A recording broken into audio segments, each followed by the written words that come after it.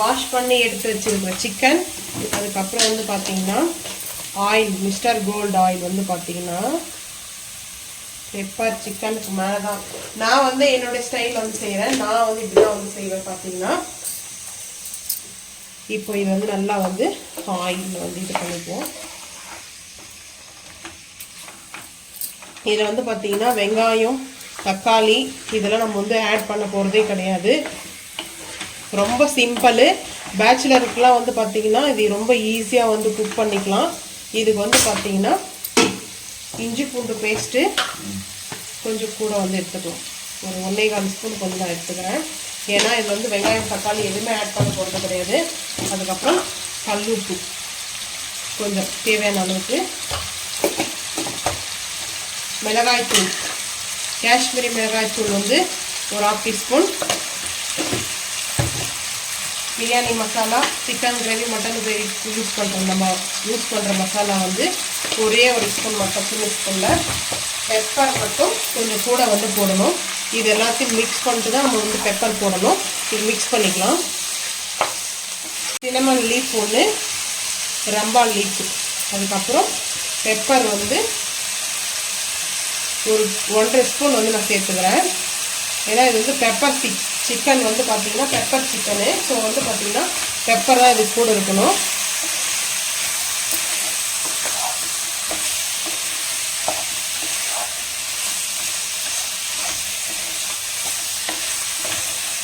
நம்ம தண்ணியெல்லாம் ஊற்ற தேவையில்ல. இது வந்து பார்த்தீங்கன்னா ரொம்ப சூப்பராக வந்து இந்த சிக்கன்லேருந்து தண்ணி வந்து வெளியே வர ஆரம்பிக்கும். ரோஸ்ட் ஆகிடும் வந்து பார்த்தீங்கன்னா அவ்வளோ சூப்பராக இருக்கும். இது கூட வந்து பார்த்தீங்கன்னா டேஸ்ட்டு கொஞ்சம் அல்டிமேட்டாக கொடுக்குறதுக்காக ஒரு பிஞ்ச் அளவுக்கு வந்து சுகர் வந்து ஆட் பண்ணிக்கிறேன். அப்படி இல்லைனா நீங்கள் வந்து வெல்லம் யூஸ் பண்ணிக்கலாம், ப்ரௌன் சுகர் கூட யூஸ் பண்ணிக்கலாம். அது உங்களோட விருப்பம் தான். நான் வந்து ஒயிட் சுகர் தான் யூஸ் பண்ணிக்கிறேன். அவ்வளோதான். ஃபைனலாக வந்து நம்ம இது நல்லா, இது ரொம்ப சூப்பராக இருக்கும். நம்ம ஒரு ரசம் வச்சுட்டோ இல்லை சாம்பார் வச்சுட்டு கூட சாப்பிடும்போது சைடிஷாக வச்சு சாப்பிட்லாம். சாம்பாருக்கு, ரசத்துக்கு அவ்வளோ டேஸ்ட்டாக அருமையாக இருக்கும். இந்த ரோஸ்ட் வந்து பார்த்திங்கன்னா ரொம்ப ஈஸி தான். ஆனால் கொஞ்சம் ஆயில் மட்டும் இருக்கணும். ஃபைனலாக வந்து பார்த்திங்கன்னா கொஞ்சம் கீ ஆட் பண்ணணும். ஸோ வந்து பார்த்திங்கன்னா கீ பெப்பர் சிக்கன் இதோடைய நேம் வந்து பார்த்திங்கன்னா இது எங்களுடைய ரெசிபி. ஸோ நாங்கள் வந்து இந்த மாதிரி தான் வந்து செய்வோம். அது வந்து உங்களுக்கு நாங்கள் வந்து போஸ்ட் பண்ணுறோம். உங்களுக்கு வந்து வேணும்னா நீங்கள் இந்த மாதிரி செஞ்சு சாப்பிட்டு மறக்காம வந்து கமெண்ட் பண்ணுங்கள். இப்போ நல்லா இது குக் ஆகட்டும். பார்த்தீங்கன்னா நல்லா ரோஸ்ட் ஆகிடுச்சு. இந்த மாதிரி தான் நம்மளுக்கு வந்து ரோஸ்ட் ஆகிடணும். நல்லா சிக்கனும் குக் ஆகிடுச்சு. இது வந்து மூடி போட்டு நம்ம வந்து வேக வச்சிட்டோம்னா, மூடி போட்டு வந்து வேக வச்சோம்னா நல்லா சிக்கனில் தண்ணி விடும். அதுக்கப்புறம் கேப் அந்த மூடி வந்து ஓப்பன் பண்ணிட்டோம்னா நமக்கு ரோஸ்ட் ஆகிடும். தண்ணி வேணும்னா நீங்கள் கொஞ்சமாக கூட சேர்த்துக்கலாம். அப்புறம் லாஸ்ட்டாக வந்து பார்த்தீங்கன்னா ஃபைனலாக நம்ம இது வந்து பார்த்திங்கன்னா நெய், பசு நெய், கீ பெப்பர் சிக்கன் ரோஸ்ட். நம்ம கீ போட்டதுனால பாருங்கள் சூப்பராக அட்டகாசமாக இருக்கும்.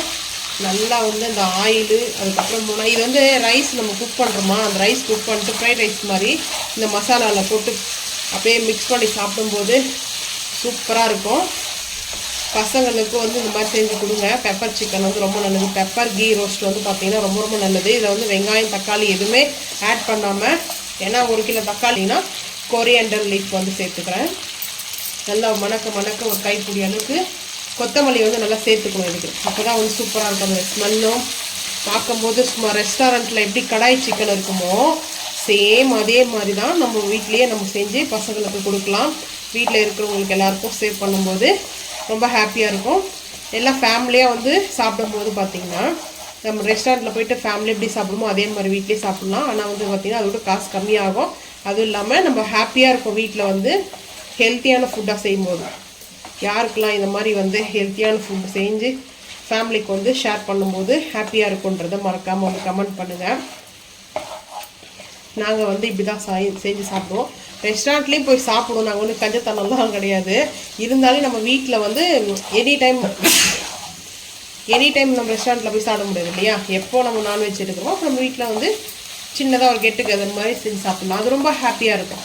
அவ்வளோதான். ஃபைனலாக வந்து பாருங்கள் நம்ம போட்டிருக்கிற கொரியாண்டரும் எப்படி இருக்குது. சும்மா ரெஸ்டாரண்ட் சிக்கன் பெப்பர் சிக்கன் மாதிரி இருக்குது பாருங்கள். எப்படி இருக்குது சொல்லுங்கள். டேஸ்ட் ரொம்ப சூப்பராக இருக்கும். இது எதுக்காகனா இந்த நெய் வந்து நல்லா அதோடைய ஃப்ளவர் கொடுக்கும். இப்போ வந்து இந்த ஸ்மோக் சொல்லிட்டு வந்து வைப்பாங்க இல்லைங்களா பிரியாணியில், அதாவது அடுப்பு கறி வச்சுட்டு கீ ஊற்றுவாங்க. ஸோ அந்த மாதிரி நம்மளுக்கு இதில் ஒரு ஃப்ளவர் கிடைக்கும். ஸோ அதனால தான் தம் பிரியாணி தான் செய்வாங்க. இப்போ நம்ம அடுப்பு ஆஃப் பண்ணிடலாம்.